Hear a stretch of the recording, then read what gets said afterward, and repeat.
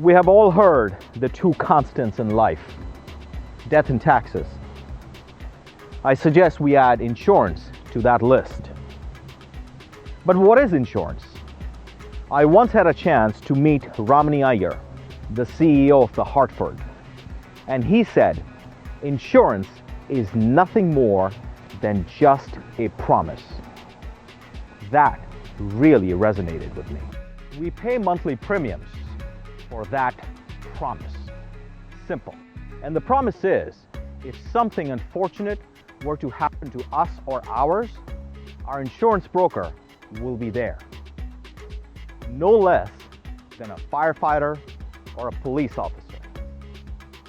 Let's see what an insurance broker is worth.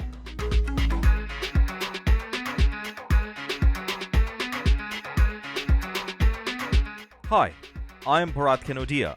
With my experience of valuing over 2,000 businesses, including malls, casinos, and large tech companies, I help owners maximize the value of their business. There are over 400,000 insurance agencies and brokers in America, making over $160 billion in annual revenue and employing over 1 million people. There are 4 factors that are driving this industry forward. My colleague and CEO of Cal Insurance, Joe Delucchi, will share his perspective as he runs one of the fastest growing insurance firms in California. Take it away, Joe. Thanks, Bharat. So let's talk about the latest trends in the insurance brokerage business. And first off, the trend in acquiring new clients. It really depends on the customer and their level of need. Some buyers get coverage only when compelled by law and without much regard to the actual insurance contract itself. And there are brokerages out there that can accommodate those needs. Those folks may be more attracted to the TV commercials and making an online purchase without really speaking to a professional.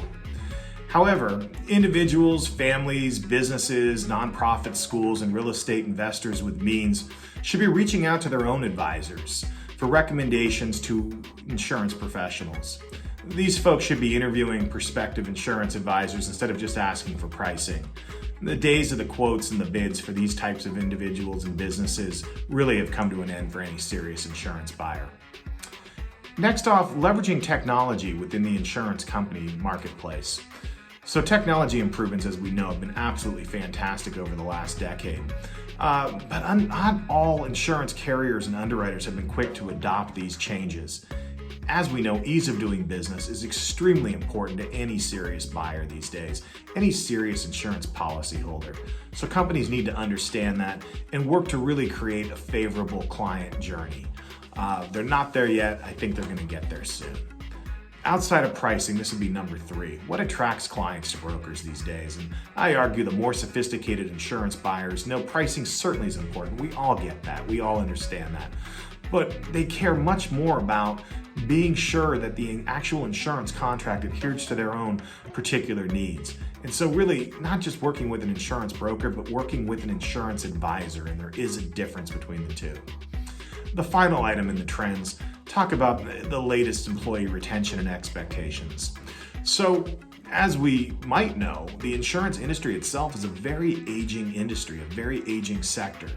We need new talent to be coming through the ranks right now, and we as an industry need to do a better job of attracting, recruiting, training these future insurance superstars. The global pandemic really forced our profession to be serious about embracing remote working. So the big question is, how does the company culture adhere to a new remote workforce? I believe we're going to start to see a hybrid model, offices, insurance offices being downsized. And during the work week, there'll be some times where people are in the office and other times where they're working remote. It is going to become a much more flexible thing. But what we cannot get away from is sharing our intellectual capital and also building upon the culture within the organization. Back to you, Bharat. Thanks, Joe. Rule of thumb. Tell me if you have heard any of these before. One should buy life insurance that's 5 to 10 times your pre-tax annual income. Consider dropping coverage when the premiums for comprehensive and collision exceed 10% of the value of your car. These are more guidelines than actual rules, which can help you secure your business and family's future. An insurance broker's value is based on earnings, anywhere between 4 to 8x on EBITDA. This range is dependent on product mix and longevity of the business. There are 3 factors that can help you maximize an insurance broker's valuation. 1. Institutionalized relationships. Are the customer relationships with individual employees, or have they been won over by the business? If customers consider the firm as their go-to for insurance coverage, then attrition after a transaction will be limited. Similarly, underwriter relationships too are just as important to ensure that the new buyer can continue to service these customers efficiently. What can you do to institutionalize these relationships? 2. Diversified products. It is difficult to manage a business with the ebbs and the floods of the economic cycle.